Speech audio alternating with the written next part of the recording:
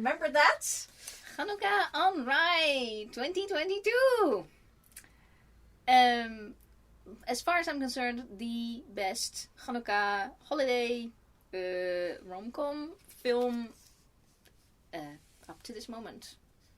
2022. Why is it the best? Well, you got a good director. They hired Peter DeLuise, who works also in other Hallmark productions, so they probably went like, I'll have you, thank you. And I'd say that's always a good move. I mean, it's like... Peter DeLuise has a lot of experience with this ensemble cast, and I think he's doing like directing for television 30 years or more. Mm-hmm. So yeah, he's a great choice. And he's directed for the very least lots of the When Calls the Heart, which is quite a high-end production for Hallmark, and yeah, Stargate. And Stargate and all the other stuff that he's done. He's good. He's good at what he does, and I think actually, he has a comedy background. He has a drama background, so both figure well in a Hallmark rom-com, because you do want you want to put the basis down properly in order to have good storytelling and to have a little bit of running around and hijinks. The other thing is they engaged Sherman Wolfe, who is Jewish according to the internet. So there's, you're making a Jewish movie, boom, let's get a Jewish writer. That's a no-brainer these days, I would say. Yael Grobglas plays Molly. She's French-Israeli. I did notice her pronunciation of Hanukkah is Hanukkah. As in, like, there's an A in there, two times. And I was like, immediately my ears perked up, because that's a sounds that Dutch person really, it's like, this is how Dutch sounds. It's not Hanukkah, it's Hanukkah. So, yes, I like that. And there's, Jeremy Jordan plays Jacob. He is Jewish as well. So you've got the Jewish cast, and then you've got the mom and her mom and his grandma, and they are Linda Darrow and Paula Shaw. And I was looking at them going, what? And they are from Hitched for the Holidays, which is Ming Hinnet here from. So this was one of the 6 Hallmark movies that have Hanukkah theme in it, and it's from 2012. And they were in this movie. They played also mom and grandma, but in their case it was on the Catholic side of things. But that doesn't matter. We are actors, so I'm not me. Plot, premise, matchmaking. There's a matchmaking going on, and I love that, because you're throwing you got 2 families, you've got rivaling delis, and you've got also the personal storyline. So now we've covered work, we've covered family, and we've covered love life, and these 3 angles you can take in, and boom, you have a full-fledged story. Every time something happens that goes a bit tropey, as in like misunderstanding, she doesn't know, he doesn't know that she knows, and then it gets solved in the next scene and goes to the next thing again. And I like that. They and then there's a challenge, and then they rise to the occasion, and then it gets solved in the next scene. I like it. It keeps on going. There's a 2-person love triangle going on in there. If you don't know what that means, go watch the movie. It's fun. It has to do with the matchmaking and letter writing. And because there's letter writing, there's also calm moments, still moments. There's a lot of, the beats are good. The pacing, yes. And I would attribute that to writing and directing. Actors can act their hearts out in the scenes, but it has to be put together properly. Love Thomas the receptionist, by the way.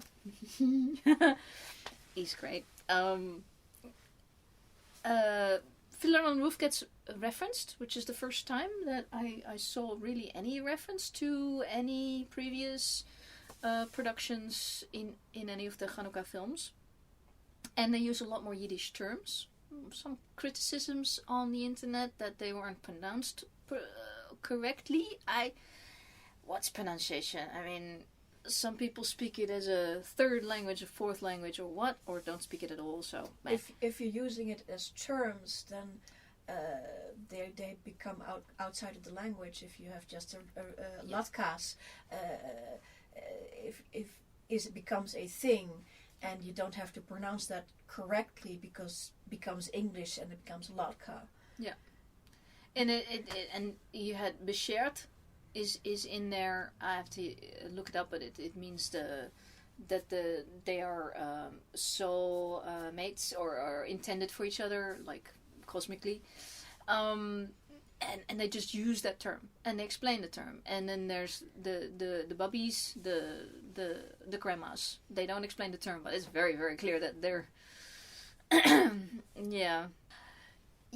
the fact that there are 4 generations in this story just gives it so much richness.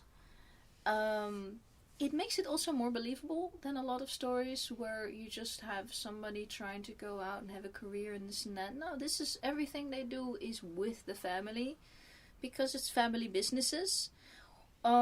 Interesting little thing for a Dutch person is that they go back these 4 generations and look at the grandmothers, the multiple grandmothers, mothers who came with the Rotterdam, the boat from the Holland-America Line.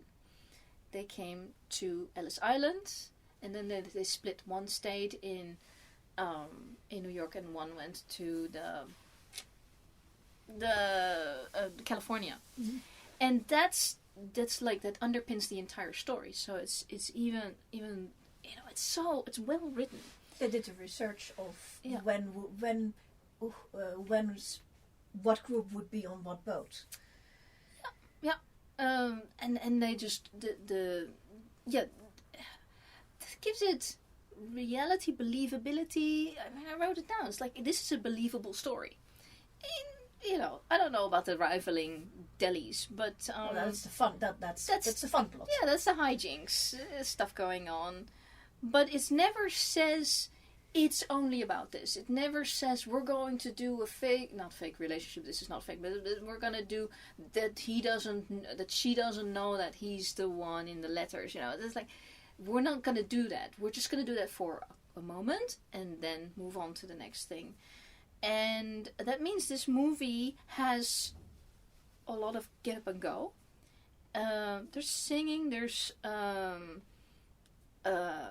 food. There's a lot of food glorifying because it's about delis, and every time you go to break, it comes back with like complete super duper close up of like some dish, and you're just like, I'm hungry now.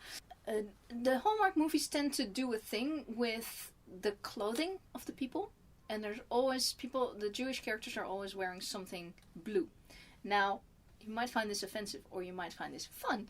I don't know. I don't really care why they do it, but they do it in the Christmas movies. They have generally, at some point, she is in a completely red outfit, or he's in something really, really deep green, or something like that. Great, love it. In this film, by this time I had watched quite a few of the Hanukkah films. And I was actually tracking, and literally every character is wearing something blue. It's usually an undershirt, but sometimes it's a coat or a scarf. And then there's always the required deep blue outfit for the woman, because we need to have her in midnight blue at some point. There's a lot of menorahs. They're singing. Do they? If you watch this movie, do you get a good idea of how Hanukkah works, or at least for this set of people? Yeah, I think so, because this one is less preachy than most of the Hanukkah Hallmark films. and I don't mean preachy in that they're saying you should do this, but that they're actually going to, let me take you by the hand and explain to you what Hanukkah is. Here they just throw it in every line that they can just, the family sits there, and then the mother says this and the father says that, and boom, we've explained the oil situation with the 8 nights of Hanukkah and lighting the lights. Boom, we're done. Move on to the next thing. And that's just brilliant writing. So you can be educated during the watching rather than they stop the action to tell you something. But you don't need to know anything about Hanukkah before you start watching this movie. You don't need to know anything. You're basically just watching two families having a sort of a rivaling deli situation, and how are they going to resolve that, and will they both survive? One of them is about to go under, so there's some rescuing needing, and how are they going to solve this